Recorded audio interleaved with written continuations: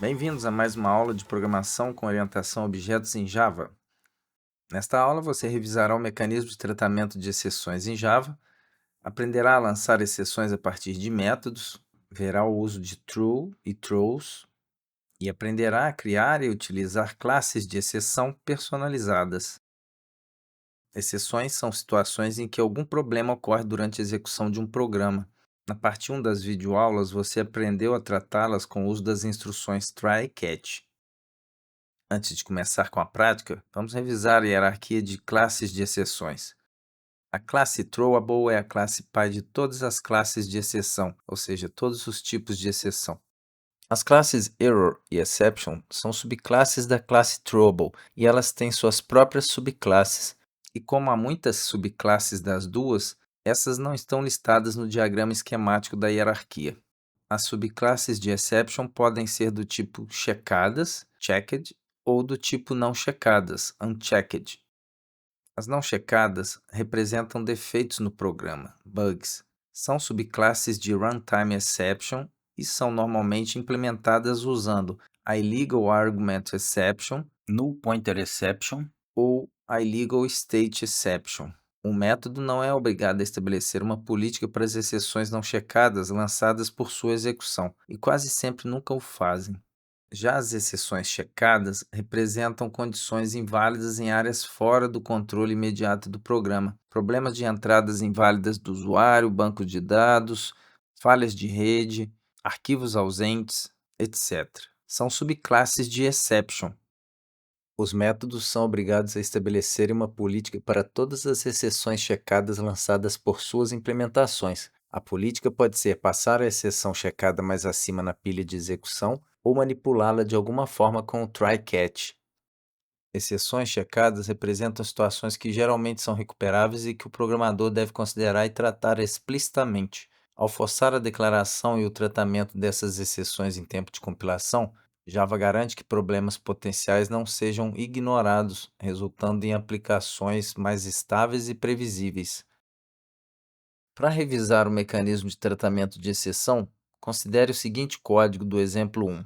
Temos uma classe chamada exemplo1, o método main e os blocos try, catch e finally. No bloco try temos uma única instrução, que é uma divisão de 10 por 0. E no bloco catch temos a impressão de uma mensagem de erro. O que aconteceu nesse código? E por que capturamos arithmetic exception? Então vamos implementar o código e executá-lo para interpretar o que acontece e responder às questões propostas. O programa inicia e o que existe no código é apenas um bloco try, que é então executado. Dentro dele ocorre uma divisão por 0, o que lança uma exceção aritmética. Isso interrompe a execução do bloco try e o controle de execução verifica se há um bloco catch que trata esse tipo de exceção. E de fato existe. O bloco catch correspondente é então executado e nele ocorre a impressão de uma mensagem de erro. O controle segue então para o bloco finally, que quando existe, sempre executa, tendo ou não ocorrido uma exceção no bloco try. Então a primeira pergunta é por que houve uma tentativa de divisão por 0, 10 dividido por 0. O que em Java lança uma exceção do tipo arithmetic exception. E por que fizemos a captura desse tipo de exceção? Porque ela é a exceção lançada automaticamente pelo sistema quando ocorre uma operação matemática inválida, como a divisão por 0. Capturá-la permite evitar que o programa termine abruptamente. Agora vejamos como você pode lançar exceções com true e throws. O comando true é usado para lançar uma exceção manualmente. Já o comando throws declara que um método pode lançar uma exceção. Throws significa que o método pode lançar uma exceção do tipo exception. O throws é um comando usado na definição de um método na sua assinatura. Quando se cria um método com essa palavra reservada, você está dizendo que ele pode lançar uma exceção exception do tipo checada. Assim, todo método chamador deste método em questão deverá lidar com exceção, seja chamando o método lançador dentro de um bloco try-catch ou repassando a exceção também com trues, delegando assim a responsabilidade de lidar com a exceção. Vejamos então o próximo exemplo de código, chamado exemplo 2, que usa o trues para declarar que o método lança uma exceção do tipo checada e o true para criar o objeto de exceção, dependendo de uma condição interna do método, que aqui é o valor do parâmetro idade ser menor do que 18. E agora, para executar o programa, vamos escrever o código do método main de modo que ele chame o verifique idade passando um argumento menor do que 18 no parâmetro idade. Isso fará com que no método verifique idade a condição da instrução if seja verdadeira, entrando assim e executando o comando true, que lança uma exceção do tipo exception. O lançamento da exceção interrompe a execução do método verifique idade, que retorna o controle ao método main que o chamou, e como a chamada foi feita dentro de um bloco try, ele encerra o bloco try e verifica se existe um bloco catch que corresponda à exceção lançada. Como há, ele captura a exceção e executa as instruções do bloco catch, que é a impressão de uma mensagem de erro. Note que é passada uma string no construtor da classe exception. Essa string, mantida no objeto de exceção criada, é retornada pelo método getMessage, que chamamos dentro do bloco try a partir de uma referência que foi capturada para o objeto de exceção.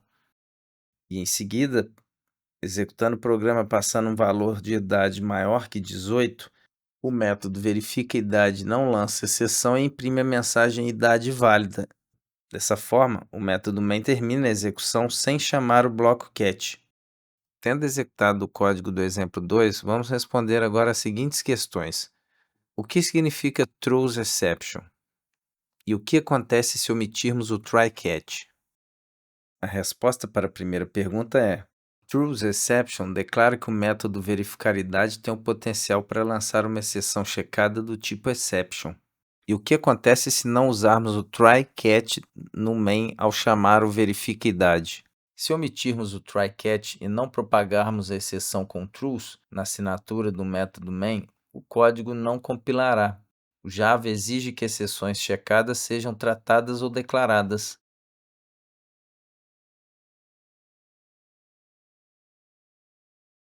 Agora você verá como criar suas próprias classes de exceção personalizadas. No exemplo 3, é definida a classe idade inválida exception. É uma derivação da classe exception e, portanto, é uma exceção checada. Na classe validador idade é declarado o método verificar idade, que requer um argumento inteiro e declara lançar uma exceção do nosso tipo personalizado, idade inválida exception. Na prática, este código possui a mesma estrutura daquele no exemplo 2, mas a classe idade inválida exception tem um nome semanticamente mais claro em relação ao tipo de erro que queremos representar no sistema. Agora o método verificar idade declara lançar idade inválida exception em vez da exceção genérica exception, e o comando true instancia a nossa classe de exceção personalizada. Também é necessário modificar o bloco catch no método main, que agora deve capturar exceções do tipo idade inválida exception. Podemos então responder as seguintes questões: por que criar exceções personalizadas? Para representar erros específicos do domínio da aplicação. Elas melhoram a legibilidade, manutenibilidade e fornecem um tratamento mais preciso de erros. Por exemplo, idade inválida exception descreve claramente o erro relacionado à idade inválida, ao contrário de uma exception genérica. Qual a diferença entre exception e runtime exception? A classe exception, exceto a subclasse runtime exception, representa exceções checadas. O compilador exige tratamento. Já a classe runtime exception representa exceções não checadas. O compilador não exige o tratamento explícito dessas exceções, mas o programa pode falhar se elas não forem tratadas. No exemplo 4, temos a classe de exceção personalizada valor negativo exception, que é não checada. Como no exemplo 3, ela tem um construtor para receber uma mensagem personalizada de erro, mas estende o runtime exception, o que lhe torna não checada. Assim, o método que a lança não é obrigado a declará-la e nem os seus chamadores são obrigados a definir uma política para lidar com exceção. A classe conta implementa o método sacar, que lança essa exceção personalizada caso o argumento recebido em sua chamada seja negativo. Por isso, os chamadores do método sacar não precisam utilizar o try-catch na chamada ou declararem que lançam exceção do tipo valor negativo exception. Exceções personalizadas devem ser usadas quando se deseja representar erros específicos do domínio do problema, quando o tratamento do erro deve ser preciso e descritivo, para melhorar a documentação e legibilidade do código. Exemplo: nome inválido exception, saldo insuficiente exception. Uma regra prática é: se uma exceção genérica não comunica claramente o problema, considere criar uma exceção personalizada. E com isso, encerramos essa aula de programação 2 e aguardo vocês em uma próxima aula.